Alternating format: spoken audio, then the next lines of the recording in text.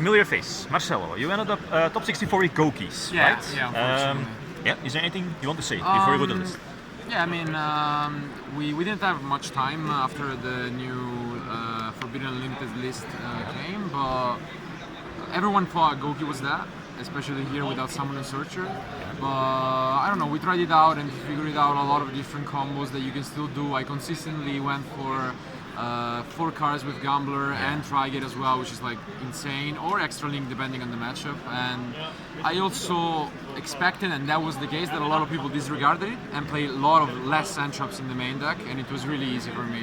I went 10 wins, 1 draw and 1 loss in Swiss, only losing in time. And the Sky Strikers matchup were really easy, and that was the most played deck. And unfortunately, in top cut, I played one of the, I don't know how many Goukis in top. Few. Very few Goukis, and I lost the Dyrol, and I'm not maining Anthrop, so that was like really obvious. So yeah, let's go to the deck now. It's really important to have Goukis now, so I maxed out on them, and it's like triple Suprex, triple Cobra. You need as many Goukis as possible. 2 Octo and 1 Headbutt. I only play 2 and 1 Steal of this because you don't combo as well if you draw this.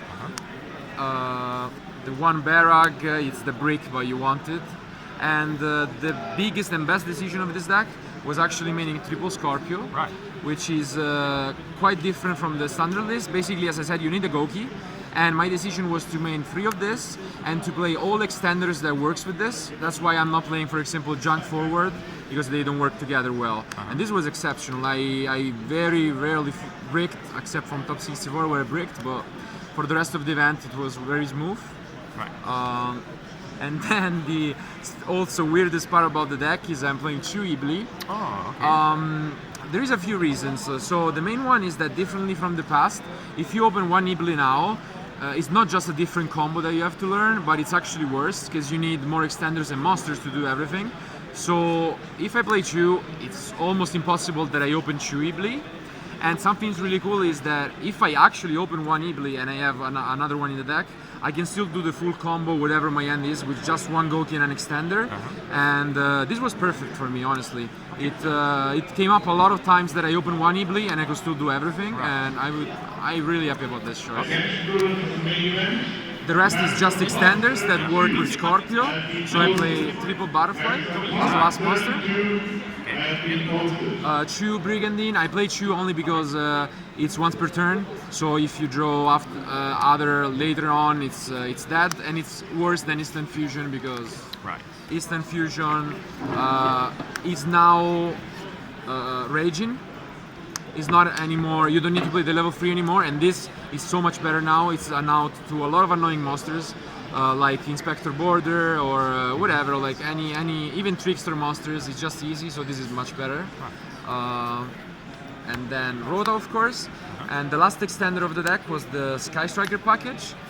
The reason being because it works with Scorpio. So essentially, if you open this and Scorpio, you can still activate this Kagari, play it back, and then you tribute summon the Kagari, so you have 2 warriors. So that worked perfectly. And since we needed a second target, we played 1 Eagle Booster.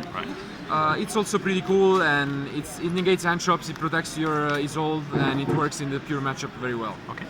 Then the obvious one, this should be banned. This card is just ridiculous. Like I draw it 1 or 2 times, I think, and it's just so insane. Fury match. I considered playing 1, but it's really cool that if they play Ghost Bell, you can use a second one in the same turn because it negates the activation. So the second one came up a lot. I usually add 2 post side deck just to play around Ghost Bell. Equips Sword, and I played Noble Arms instead of Living Fossil because I expected a lot of Pure, and there were like 400 in the event. And this card is literally like a Twin Twister against Pure because you equip it, then Isolde, equip it back, and it's really good. Cold by the Grave, no explanation here. And the last cards were all against Pure essentially. I played triple Magical Breaker Field and triple Twin Twister. As I said, I expected a lot of Pures. I don't care about the mirror match because there were so few, and even if you play main like 3 Anthrops, it doesn't matter. Well, these cards are insane against Pure. This is literally like a Denkuseka. All they can do is Shared Ride and a few Anthrops, and this is just broken in general. Like you can chain it and this worked out perfectly for me. So I had a really good matchup against Pure. Okay. Okay, the extra deck is fairly standard. 2 Isolde, 2 Mermaids. You need them now for the combo. 2 Cerberus and 1 Phoenix. This doesn't really matter. You can play 2 of this and 1 of this. In my opinion, this was better against Pure, so that's why I played it. But if you expect more Goukis, it's better to play Phoenix, kinda. Then the one-offs are just Linkuriboh, Kagari, Trigate, Unicorn, Firewall, Gambler. This is really important now, as I said. The Raging, and the last card is the Ib.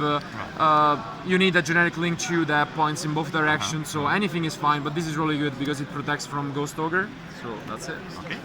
And for the side deck, I actually didn't know how many Goukis were gonna be there, but since I have an insane matchup against Pure, I just fear combo decks. So my side deck is essentially just Antraps, and so it's free Ash.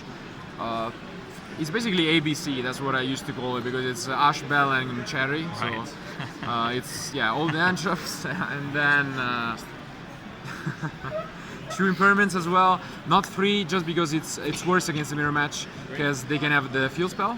But it's also really good against like Hero and random decks. And the last cards are just against back row decks. It's Reboot.